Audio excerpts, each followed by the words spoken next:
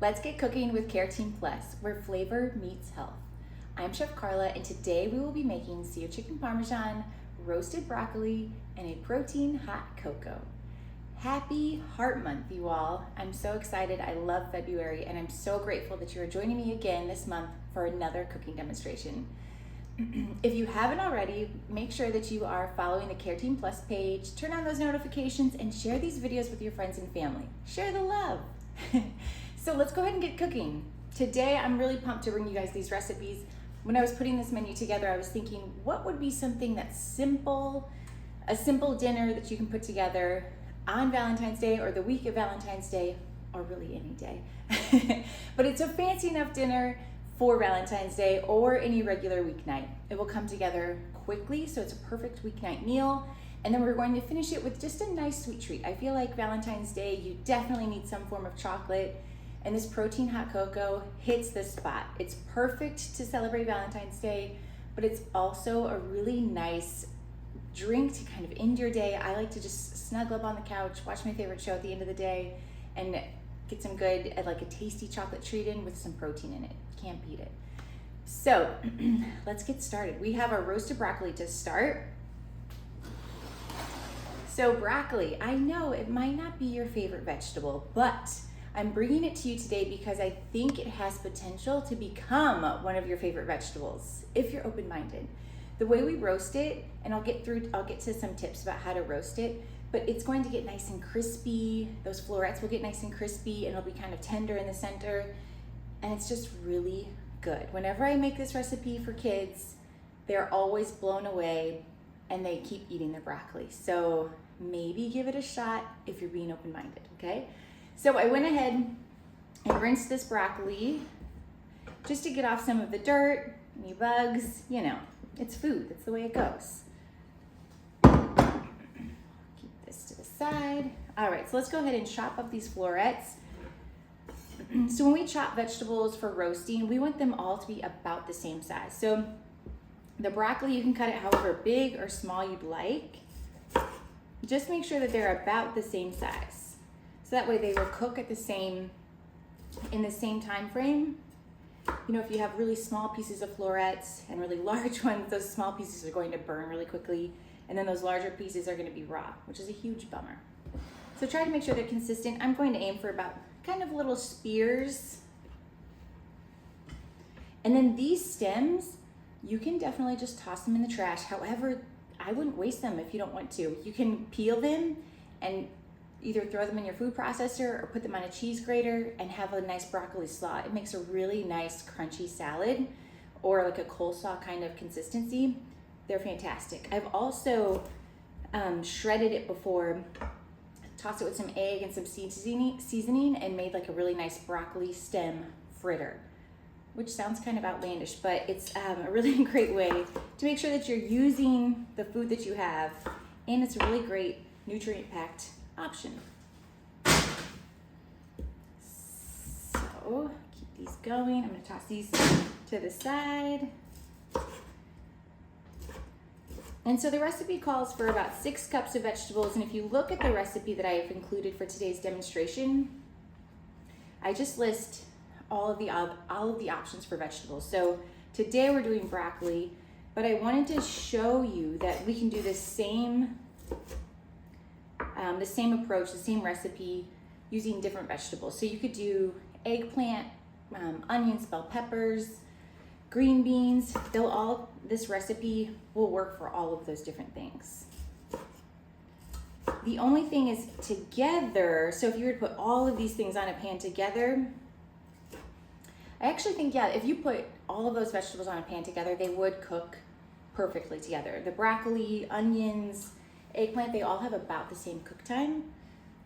So the cool thing about that is that would work if you wanted to do a nice variety of veggies.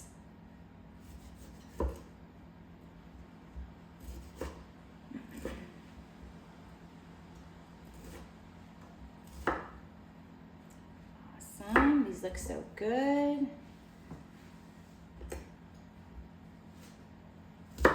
So I just did 4 bunches of broccoli here, and the 6 cup measurement is totally an estimate. So if you go over or a little bit under, It's a-okay. It doesn't have to be perfect. That's the really fun part about cooking.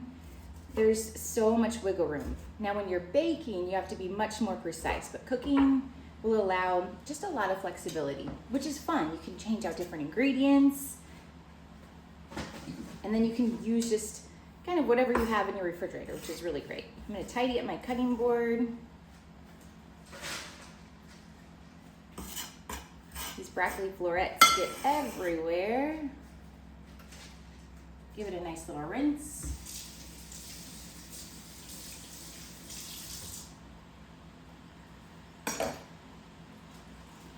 Dust this off.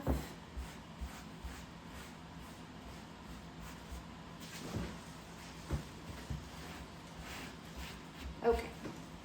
I always like to keep my cutting board nice and clean, even when I'm cutting things. It's just a nice safety approach too, so that if you have kind of just a stack of your vegetables crowding where you're cutting, you'll find that you're kind of in the corner of your cutting board, and that's where you might make mistakes. So to be safe, make sure that you just keep your cutting board relatively clear.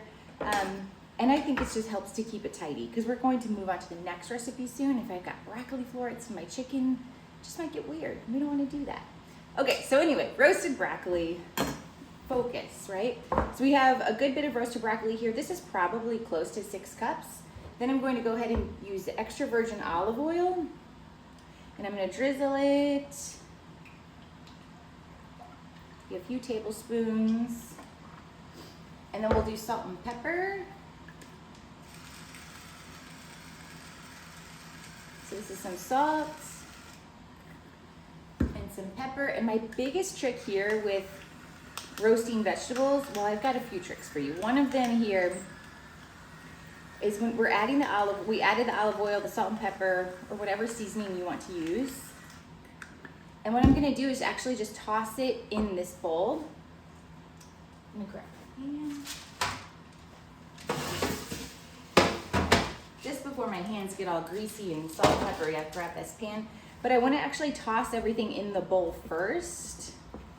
Rather than, it's pretty common to see people put all the vegetables just laid out on the sheet tray and then just drizzle the oil and salt and pepper and pop it in the oven that way. And you'll find that you're actually probably using more oil than you need to if you do that.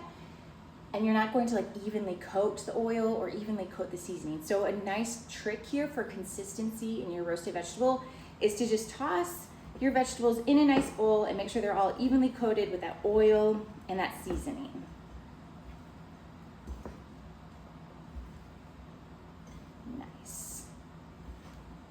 So that's 2 tricks already up our sleeve for these roasted vegetables.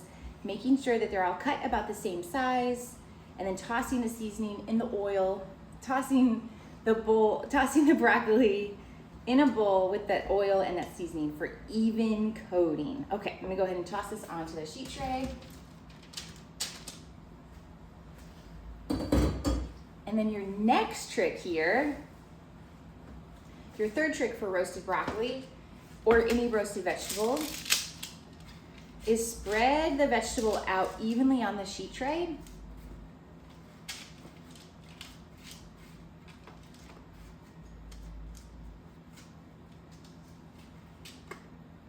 Excellent. So check this out. It's not too overly crowded, right? This is a pretty big sheet tray for the 6 cups. It probably looks just almost like too much. But our trick here with the broccoli is that, or any vegetable, so any vegetable has a moisture content to it, right? And so when it cooks, or when we put it in a hot oven, it's going to release that moisture content in the form of steam. When that steam starts to release, it just will end up, if the vegetables are crowded,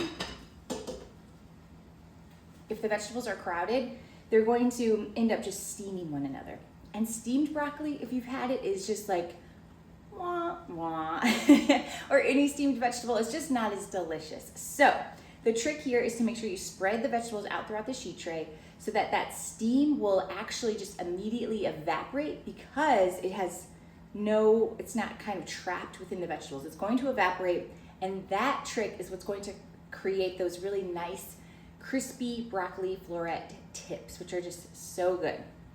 So that's your big trick. So in talking about roasted vegetables, we have 3 tricks, right? One of them is cut all of the vegetables about the same size so that they cook at the same rate. The second one is toss your vegetables in a bowl to properly and evenly coat them with your olive oil and your seasoning. Your third trick for properly roasting vegetables is to spread them out on the sheet tray to make sure they get a really nice caramelized roast rather than steaming the vegetables. Boom. You guys are in for some tasty vegetables. Okay, so I'm gonna pop this sheet tray into my oven. I have my oven preheated to 400 degrees. If you have an option on your oven, there's convection or convention. Those two words sound very similar, right? But they're actually very different. Convection is going to be when the fans in your oven are blowing around, and that's what usually it will create more of a roasted, caramelized consistency on your food. Convention, I use that mode for if I'm baking muffins or cookies, and it's just that heat is going to come from that rod on that piece of iron at the bottom of your stove, the bottom of your oven, it's going to heat the oven up and just keeps it warm, and it maintains that heat through just that bottom piece. With the convection, that's when you're getting the fan blowing around for it to constantly, it has just more air blowing around. It creates more of a roasted, crispy consistency. So I bring all that up to mention, if you have an air fryer, air frying is the same thing as convection mode on your oven. So your oven might even have an air fry button, and that is also convection. They just, marketing these days, they're very crafty, and the word fry we love. So they just took that word convection, opted it for air fry, and they're actually the same thing, which is really cool. Good to know, right? So if you do have an air fryer also, you can actually put your broccoli in that, which is a good option. And it probably cooks a little bit faster too. Anyway, let's pop this in the oven, get it going. So we're going to roast that broccoli for about 20 to 30 minutes. I'll keep my eye on it. I like to also use my nose to smell where we're at, but it'll be about 20 to 30 minutes, waiting until the tops of the broccoli, again, are nice and crispy, some good caramelization happening, and then you'll see that the broccoli turns like a good bright green. If you're finding that your broccoli just became like overly dark and very limp, then it might be too crowded on your sheet tray, and it ended up kind of steaming, which isn't the end of the world. You know, that's what cooking's all about, just trial and error for sure. Okay, next recipe, we're gonna go ahead and put together our seared chicken Parmesan while our broccoli is cooking. So you heard my pan boiling over. I just gotta add some water going so that we're going to actually boil some pasta for our chicken Parmesan as we're searing our chicken. So I'm gonna go ahead and move our oven around, or move our stovetop around so that you guys can see everything. Now that our water's nice and hot.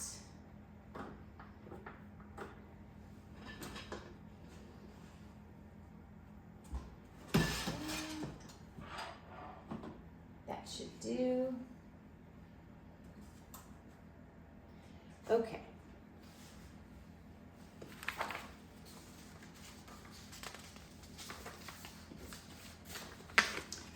All right, I love this recipe so much. If you have made chicken Parmesan before or had chicken Parmesan before, there's a few, we're doing some things differently, but I still think you're going to really love it. It's just a nice take on it. It's a little bit healthier approach, and I think it's actually a little bit more simple. So that's fantastic, right? Those are all good things. I'm gonna move my recipe to the side just to make sure I stay on task. All right, we have here some chicken breast. So with seared chicken Parmesan, typically the traditional approach with chicken Parmesan, it's breaded in usually like a panko breadcrumb. The panko breadcrumb is mixed with a Parmesan cheese, and then you dip the chicken in usually like an egg mixture, dip it into the breadcrumb Parmesan mixture, and then you usually fry it. Usually either a shallow fry, or if you're at a restaurant, they usually shove it in the deep fryer.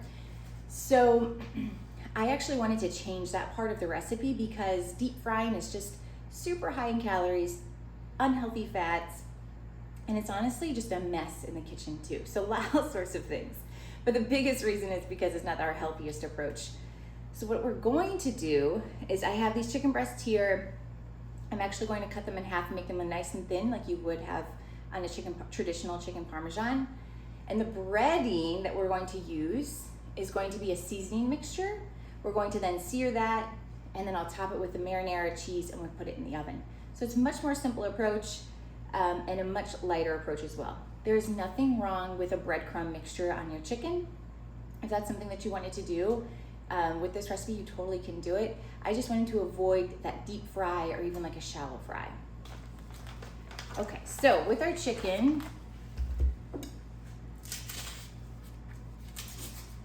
I got 4 chicken breasts here, and they're pretty large. So what I'm going to do is just clean them, remove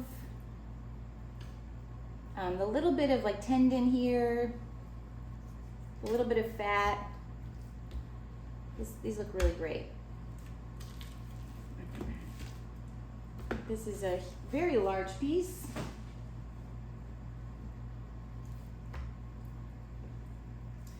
Also, I'm cooking today using a wooden cutting board.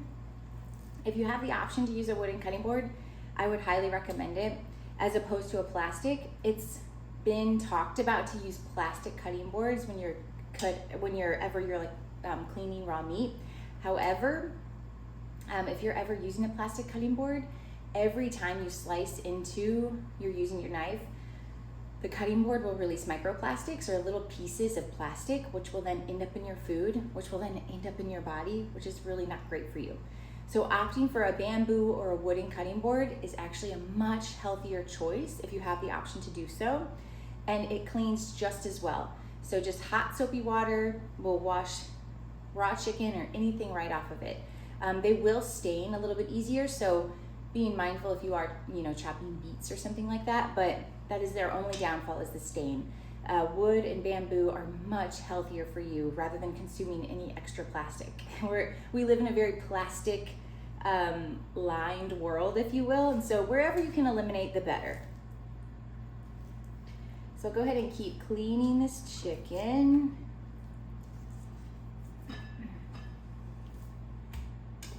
Turn this water down a smidge until we're ready. Okay, so these pieces are pretty, they're both very different sizes. So we have one very large piece and more of a medium piece. They're both very thick. And so with chicken Parmesan, what we like about it is it's actually really thin usually. So what I'm going to do is just take my knife flat against the chicken, press my hand very carefully, and we're just going to kind of cut this chicken breast in half lengthwise. So check that out. So it's not perfectly even, but it's much closer. The cooking times will be much better because we've made it a little bit thinner. And that's the thing with chicken breast. If you ever cook chicken and you're finding like, gosh, it's always really chewy and rubbery, and it takes forever to cook in the oven, the reason why is maybe their chicken breast is just too large, because of course we all know that we have to cook chicken to well done, or 165-degree internal temperature, which we'll talk about.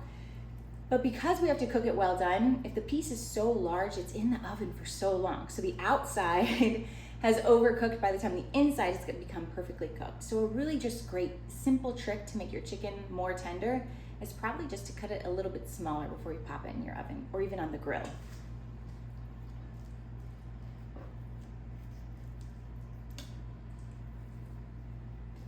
All right, so I'm going to go ahead and pop these into either like a bowl, or this Pyrex pan is good. We're going to season them. I'm going to go ahead and cut these other two.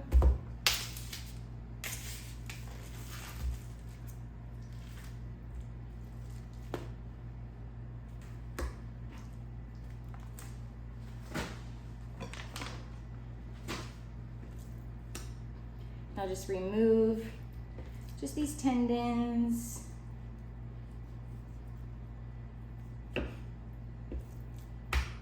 Good.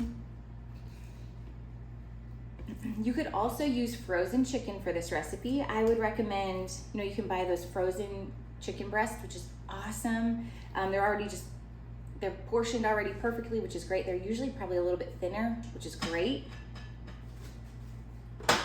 And what you can do is just thaw them all the way through. So remove them from that bag, pop them on a plate or into a Ziploc bag in your refrigerator, and just let them thaw completely through overnight. and then you can just pick it up from here.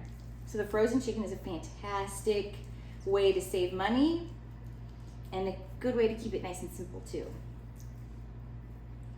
One of my favorite money-saving hacks, I've said this before, when it comes to cooking, is just making larger batches of everything.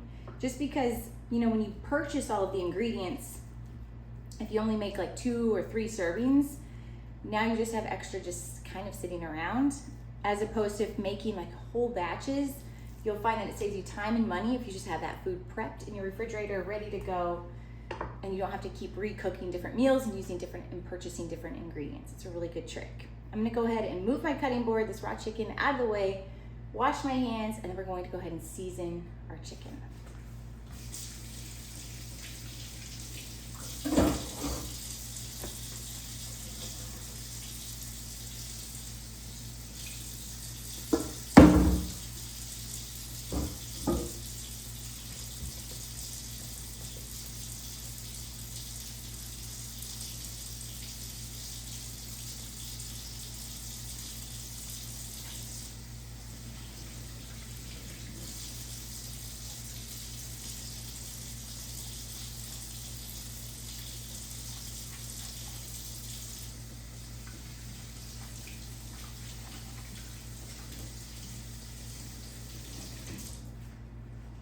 All right, with raw chicken, you have to be super careful.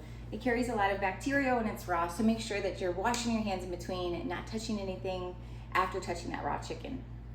You'd be surprised when we get distracted what we get to touching, so be really mindful. I'm gonna go ahead and pop out another cutting board just in case. And actually, that cues me up. This is a really great trick. If you can see, I put a damp paper towel down on my countertop and then put the cutting board on top of it.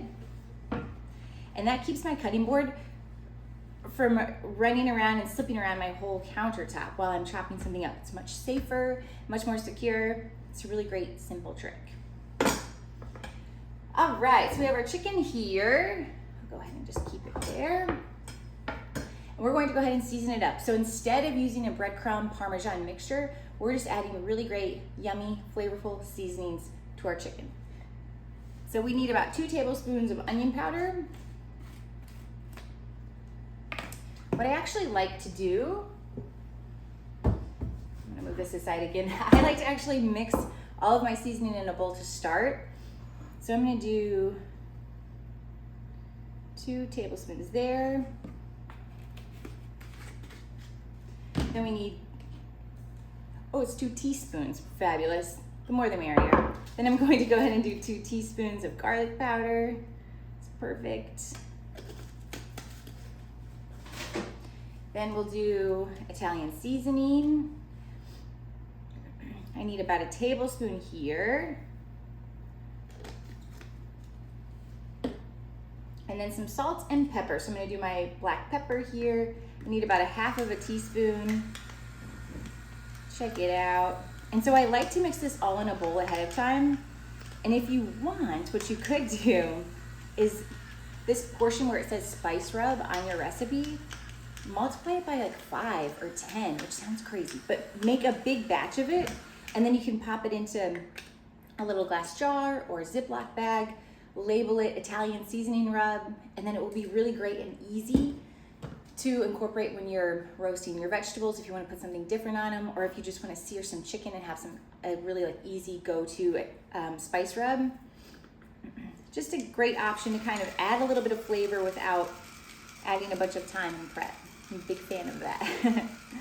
Also, if you happen to have fresh herbs in your garden, or you just happen to have fresh herbs in your refrigerator from a previous meal, you can use fresh herbs in this recipe. It would be delicious. So you would actually double the recipe. So if it says 2 teaspoons of Italian seasoning, for example, you would end up doing 4 teaspoons of fresh herbs, because the dried herbs are just more concentrated, so you need a smaller amount. The fresh herbs, you need a larger amount. So good to know. It's another great way to save money is to use the food that you have, right? A lot of recipes call for just a sprig of this and a sprinkle of this, and then we end up with just odds and ends in our refrigerator or our pantry, and they end up going bad. So try to find ways to cross-utilize ingredients in your recipes to be able to save money where you can. All right, this looks fabulous. Check it out. So everything's pretty well blended. Move my chicken over here again. And then I'm just going to kind of dust it on, and then I'm going to use my hands and rub it in. And honestly, the more the merrier. Have you ever had like a piece of food, had a bite of food and you're like, this is way too flavorful? Usually no. We've said too spicy, too salty, that kind of thing, but too flavorful, I haven't seen the day yet. And I've been chefing for a while. So we just want to kind of rub this all in, get it nicely coated.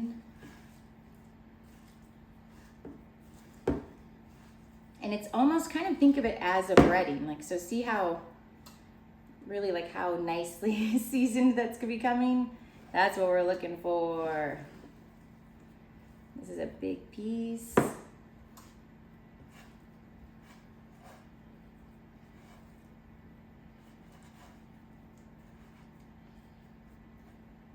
Onion powder and garlic powder are just really my staples when I'm cooking.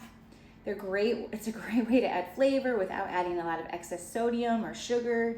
And onion and garlic powder, typically, for most people, they just add really good background flavor, and they're not too offensive and too flavor forward. So they're kind of a safe one to use, like if you're cooking for kids or somebody that just doesn't really have an adventurous palate. It's a great way to increase flavor without adding any calories, fat, excess sodium, or sugar. All right, my friends, look at this. It really is just kind of breaded with seasoning. So we've got the onion powder, garlic powder, Italian seasoning, salt and pepper. Pretty simple there. Now what I'm going to do, wash my hands again because I've touched the chicken, and then we're going to end up searing this chicken.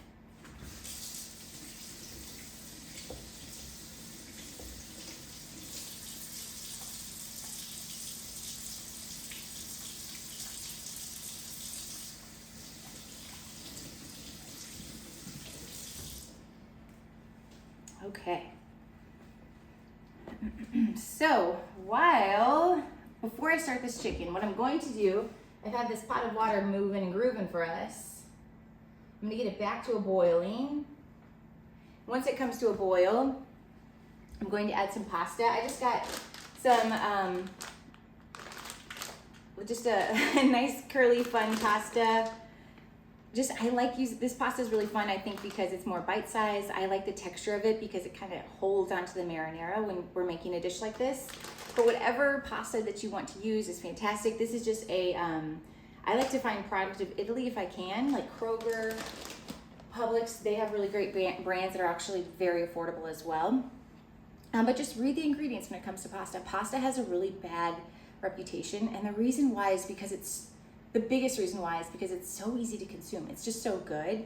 And that's why it has a bad reputation, because it's easy to overeat it. So in this recipe, you'll see that's why I'm serving the roasted broccoli with it. We're preparing the chicken really in a healthy manner. And we're choosing a higher quality pasta to make sure it's not full of kind of fake ingredients, if you will. And we'll just be mindful of the portion size. So that's just a really great way to approach pasta. You don't have to eliminate it completely. It has its role for sure. It's fun, it's delicious, it's good for the soul, and it's perfect for Valentine's Day. But just be mindful about how you're consuming it. I can smell our broccoli, so I'm going to check on it. Ooh, it's perfect. Pull it out. Amazing, check this out. It is nice and crispy. So you can see the top, I keep mentioning these florets, they're going to get nice and crispy, and they are perfect. So you can just see this nice caramelization here on the broccoli florets. The stems, they have a little bit of caramelization happening. The stems have also turned bright green. This is perfect. This is exactly what we're looking for. All right, our water is ready. I'm going to go ahead and toss the pasta in.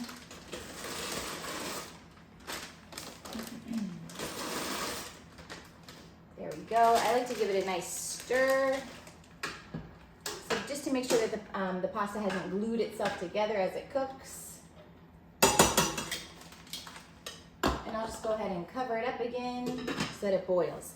So the pasta is going to cook for about 7 to 10 minutes. We want to cook it to al dente, which means to the tooth. meaning we don't want to overcook the pasta and have like a gummy, chewy end product. We want a little bit of a bite to it still. So there's a sweet spot. So that 7 to 10 minutes is a good rule of thumb. And the only way to determine that is by tasting it. All right, fabulous. Broccoli looks great. Let's go ahead and crank the stovetop on and sear our chicken. I'm gonna move this broccoli out of the way for now.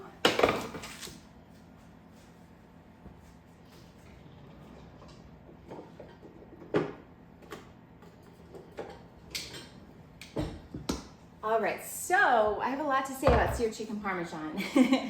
So what we're going to do is add what we first did. I preheated the pan. I'm going to go to about medium-high heat. So I'm at about like a 7 or an 8 here on my stovetop. I'm going to let the pan heat for about 10 seconds. Then I'm going to add my olive oil. The reason why is I want that chicken to be able to sear really nice and not stick to the pan. Who's with me, right? So I have 2 tricks when it comes to that meat, any chicken or meat sticking to your pan.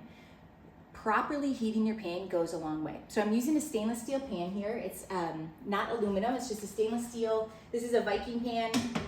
You can find great stainless steel pans at Walmart, Amazon. You don't have to spend a lot of money on a good one, definitely not.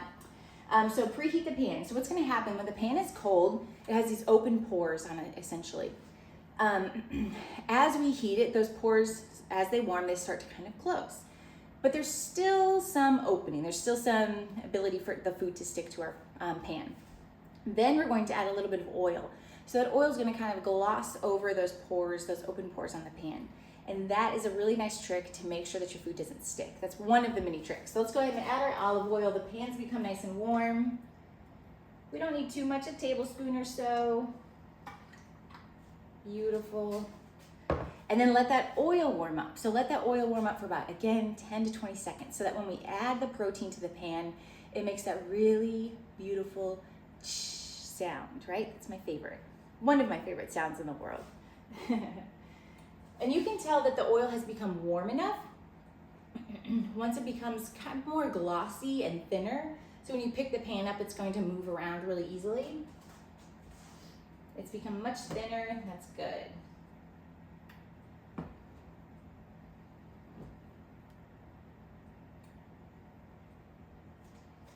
Perfect.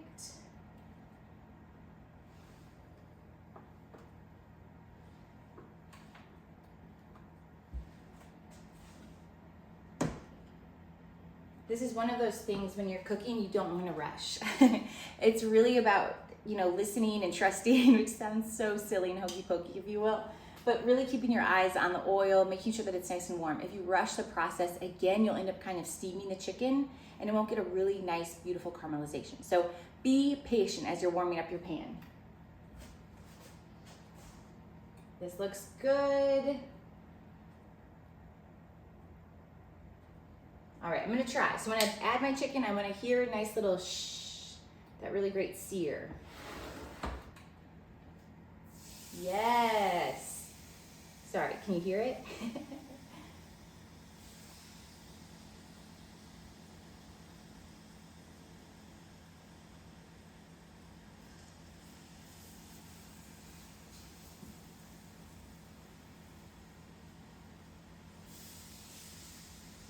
Fabulous. So we'll go ahead and pop this to the side.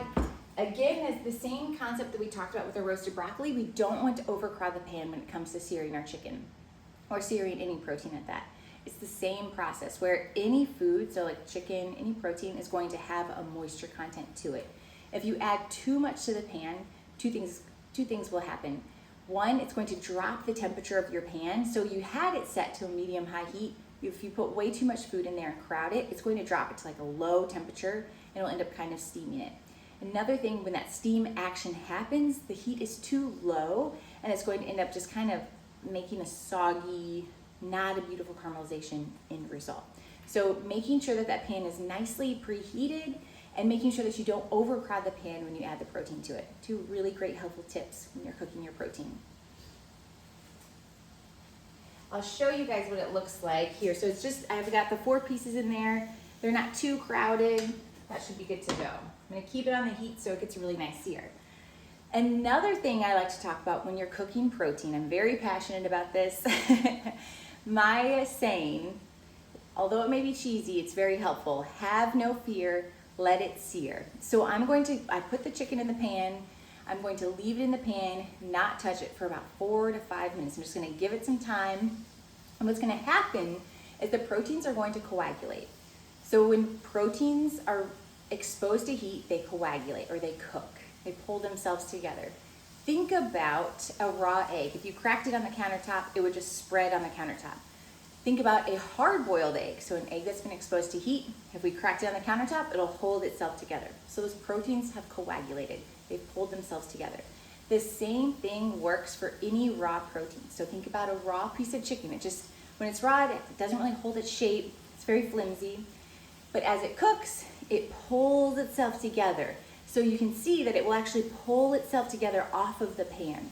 So if I'm moving it around on the pan too much, it doesn't have the opportunity to cook evenly and coagulate evenly and pull itself off the sauce or the stovetop. So have no fear, let it sear, let it cook so that chicken will pull itself off and you'll actually know that it's ready to be flipped because it will easily come off the pan. If you go to flip your chicken or any protein and it's sticking to the pan or it's sticking to the grill, it actually probably needs to cook a little bit longer. Trust the process. All right, our pasta's boiling. I'm just gonna tip the edge a little bit to make sure it doesn't make a big rattling sound. So on the chicken, you guys are gonna notice that when you're cooking it, say my hand is a piece of chicken breast, the bottom portion, or what I just kind of call the foot of the chicken breast, is just gonna initially start to turn white. And then you'll see the part that's close to the chicken that's touching the pan will become nice and caramelized, or nice caramelized color. And that's a really good sign that it's pulling itself off the pan and it's probably getting close to being time for it to flip. It smells really good.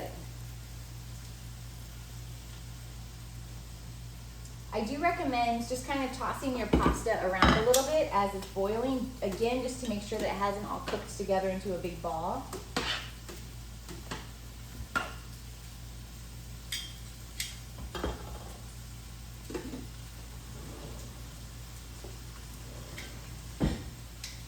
And be mindful as you're cooking raw chicken, again, the food safety perspective, don't use the tongs that you use to flip, or I'm sorry, the tongs that you use to touch the raw chicken, don't use to flip. Just be mindful as you're using your utensils that you're using it in a safe way so that you don't get a bellyache after dinner. That'd be a big bummer.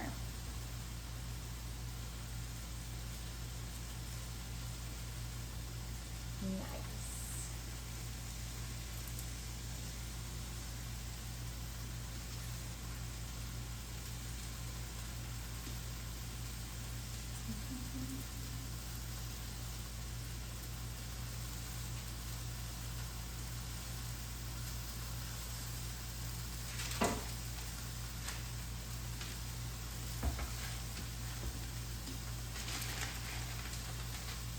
So while the chicken's cooking a little bit longer, I'm going to talk to you a little bit about marinara and how to purchase an affordable but healthy marinara, because we're going to use a good bit of marinara in our chicken parmesan dish tonight. So when it comes to marinara, there's a few things. Just check out the ingredient label. You'll find that there's a section that says added sugars, and you just want to read that section and choose the lowest amount. It's normal for some companies to add sugar, but it's not necessary. I find this is Thrive Market, which is an online grocery store. It's fantastic because it's actually discounted groceries and it's a membership. However, the membership can be free if you just ask them, which is really cool. It's just a little secret between you and I. But these groceries can be delivered to your door, which is really easy. This one is the Thrive Market roasted garlic sauce, and it has 0 added sugars, which is great. And then if you read through the ingredients, just choose one that has ingredients that you can recognize, right? So we want tomatoes, maybe some seasoning, olive oil, and maybe some sea salt. There really shouldn't be any other extra fillers when it comes to your marinara. So just check it out, do your best, and you can always opt for the one that's on sale of the healthier. It doesn't have to be perfect, just opting for one that you've checked out the ingredient label a little bit, you know it's maybe a little bit healthier, which is all we can do, really. Just trying our best here.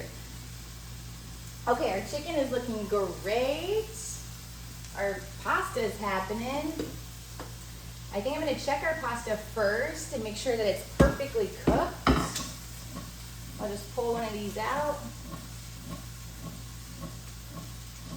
Beautiful. Oh, that looks good.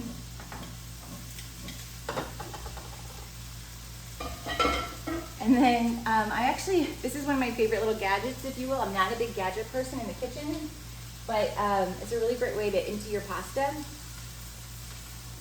Empty the pasta water. All right, so I'm just gonna go ahead and pour it out.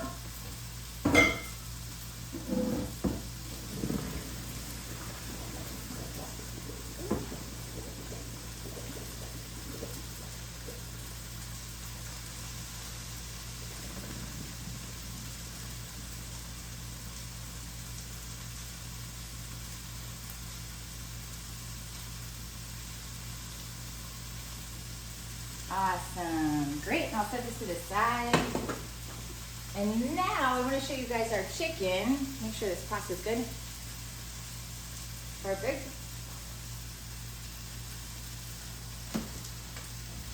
Okay, so just so you guys can kind of see, there's some caramelization happening on the bottom of the pan. You can see kind of around the chicken, there's that caramelization.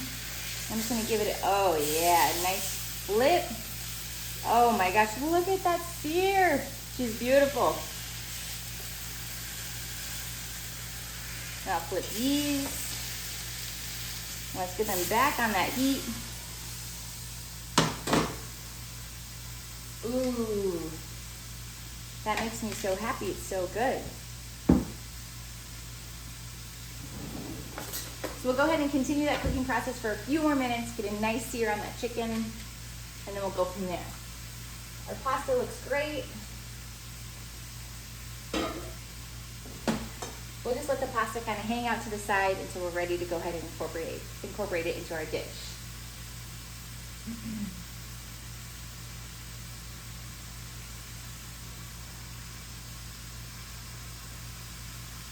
All right, so I'm gonna go ahead and move on with this chicken. I'm gonna transfer it to our sheet tray.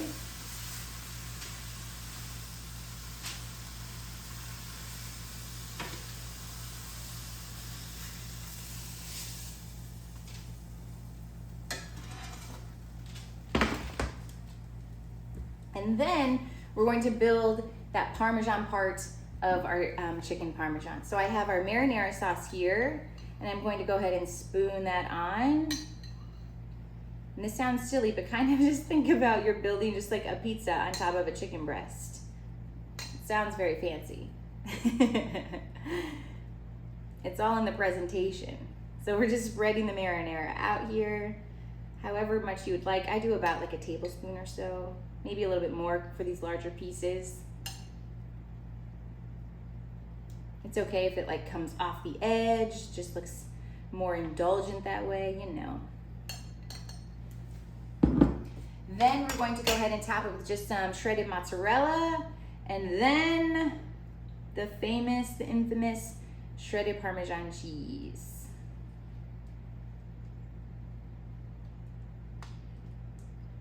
And so I recommend doing about a tablespoon-ish of each cheese on your chicken. This is our Parmesan.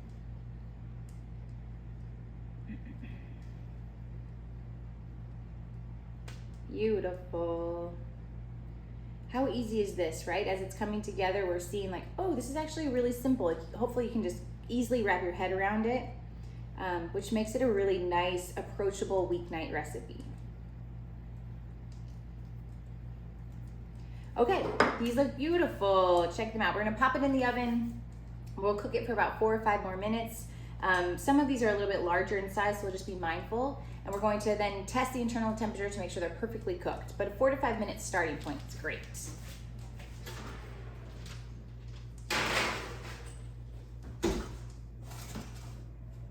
All right. All right, as our chicken is cooking, we are going to, let's get our pasta ready, and then we'll do our protein hot cocoa after that. Okay, so what I like to do when it comes to cooking a pasta dish, of course you can keep things really simple and take your cooked pasta, toss it with some warm sauce, and move on with your life. As a chef, we like to take it a little bit farther and actually cook our pasta in the sauce. So you can opt for whatever really you prefer. So what I'm gonna do is take our pasta and toss it into the same pan that we just seared our chicken, because we don't need more dishes. Then I'll go ahead and add some marinara here. And just toss it together. And so as chefs, we believe that it just adds a lot more flavor. The pasta is able to soak that sauce up and become more flavorful. And since we're using the same pan and we're not making another pan dirty, it keeps things simple. So I have it just on, we'll do like medium-low heat just to get it warm. The pan is pretty warm already.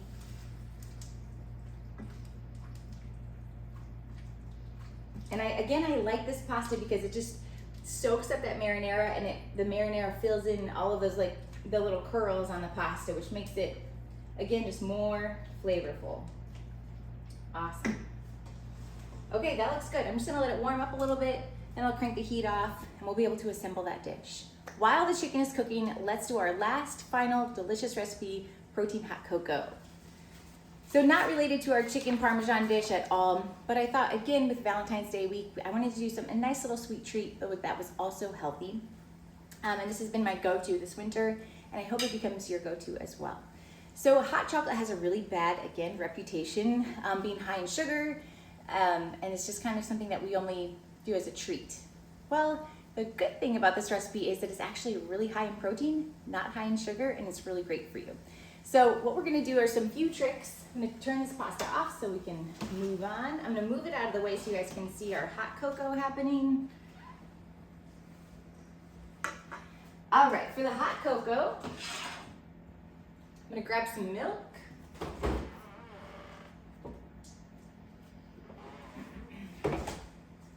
And bone broth. Wrap your head around that. So these are my liquids for the hot cocoa. I'm using a whole milk. You can use a skim milk or a 2%, whatever milk you really prefer, but I like to use a whole milk. So we're going to do 3/4 of a cup of milk. And this is a single serving, so if you're making it for anybody else, double, triple, whatever you have to do. So do some milk. I'm gonna go ahead and pop this in the sauce pot. And then we're going to do bone broth, which sounds so crazy. I'm actually using a beef bone broth. What is bone broth, right? So bone broth is different from chicken broth or beef broth. The bone portion is what we're looking for. So it's similarly cooked as traditional broth is, but with the bone broth, it's cooked with the bones for a long period of time, low and slow. And so the cool thing is the bones have a ton of nutrient density to them. And so as it cooks, the longer and longer it cooks, it releases or leaches the nutrients out into this liquid, making the bone broth. And so the good news is then you get to eat all that good stuff. So the bone broth will end up having a higher amount of protein, an amino acid called glycine, which is really great for your skin, your muscles, your tendons, your hair, your nails. It's just really great for you. And bone broth is really high in protein. So 1 cup of broth, regular broth, is 0 grams of protein. 1 cup of bone broth is 1 cup is about 7 to 10 grams. This one container says 19 grams, but 1 cup is about 7 to 10 grams, depending on the brand of the bone broth, which is crazy. It tastes exactly the same. Bone broth is a little bit more pricey than broth. So chicken broth or a beef broth is going to cost about $2 or $3. A bone broth is going to cost about double that, which is the reason why is because you're getting so much nutrient density out of it. And so it is worth it.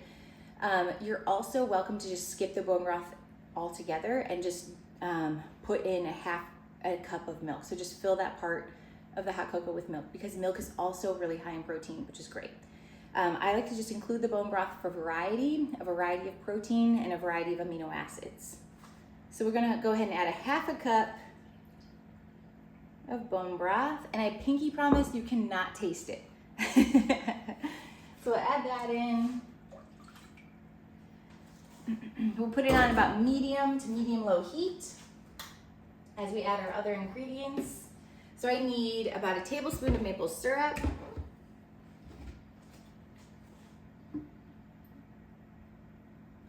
I like, whenever I sweeten something, I like to consider the flavor profile of the sugar that I'm adding. So if I were just to add granulated sugar, it just has only sweetness to it, while maple syrup will have kind of like that, you know, that mapley sweetness to it. So it also brings another flavor profile with it, which I really like.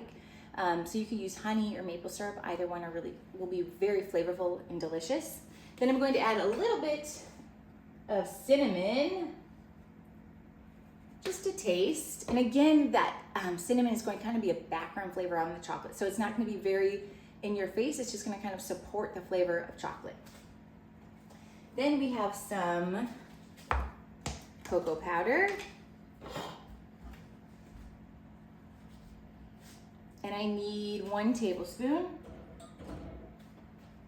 I'm gonna grab another tablespoon.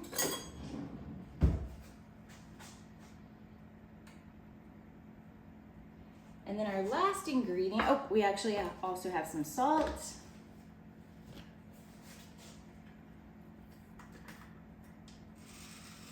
Just a pinch. And so you're probably thinking, why are you adding salt to a hot cocoa?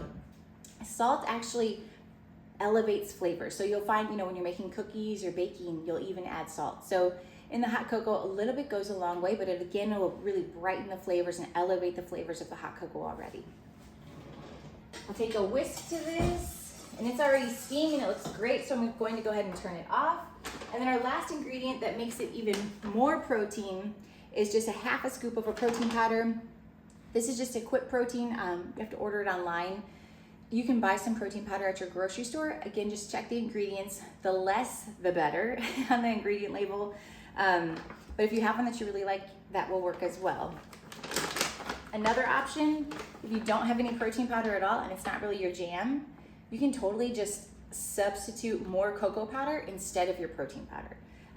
This recipe already has a good high amount of protein in it from the milk in your bone broth or just the milk.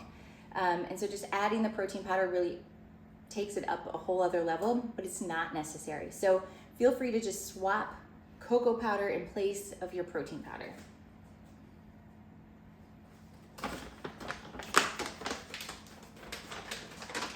And then I'll go ahead and just whisk this together. Steaming, chocolatey deliciousness. Ooh, it smells so good. It's so simple. It's one of those things, hot cocoa, like what's the big fancy deal? But it's just such a nice warm treat through these cold winter months. Grab your favorite mug and you'll just pour that hot cocoa. Beautiful. And that is it for your hot cocoa. It's a perfect little treat to snuggle up, read a book or watch your favorite show, get some great amount of protein in, and a really nice sweet treat that won't break the bank, if you will. All right, let's go ahead and assemble our chicken Parmesan. Get all this stuff out of our way. Let's put it together.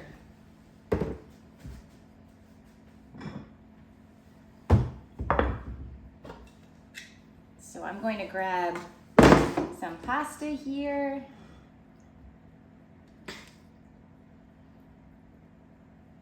And we'll do about a cup or so of pasta and then gather our broccoli together. Again, about like a half a cup to a cup of your broccoli. Let's check on that chicken. Ooh, it looks so good, you guys.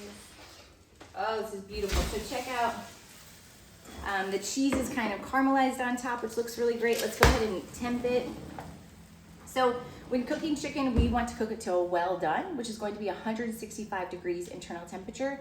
The only way to know the temperature is use a meat thermometer. Even as chefs, when it comes to beef or fish, it's something that you can there's a lot of wiggle room on the temperature. When it comes to chicken, I always use a meat thermometer. So I highly recommend, if you don't have one, a digital meat thermometer you can find at any store, usually like Walmart, Amazon, Target, and probably like $5 to $8 for a thermometer. So what we're gonna do is just turn it on, and when it turns on, it should read about the temperature of the room. So it's reading 70 degrees, about 70 degrees right now, which is probably about right. And what we're going to do is stick it in lengthwise on the chicken. And the reason being is the center of that chicken breast is going to be the part that takes the longest amount of time to cook. So stick it in lengthwise rather than just shoving it in all the way through, because it's not going to get a great read on it. And then let's see. Perfect. So what I usually recommend is let it cook to 160 degrees internal temperature, and we'll let it rest for a few minutes. It will then it'll carry over cook as it's out of the oven because it has so much heat still from the oven. And it will carry over cook to that perfect 165 degrees, which will give us a nice, juicy, tender chicken breast. Love that. Here we are. Beautiful. All right, you guys, there is our seared chicken Parmesan with our roasted broccoli with some tossed pasta and marinara. And then after this, I'm going to enjoy that hot cup of cocoa that has a good bit of protein in it. Thank you guys so much for watching. I hope that you really learned something, maybe felt inspired, and maybe you'll be able to make this at home and create these healthy dishes. Don't forget to follow the Care Team Plus page. Turn on your notifications so you see when we release new videos, and share these videos with your family and friends. Have an awesome day and a happy Valentine's Day. Thank you guys again for joining us with Care Team Plus.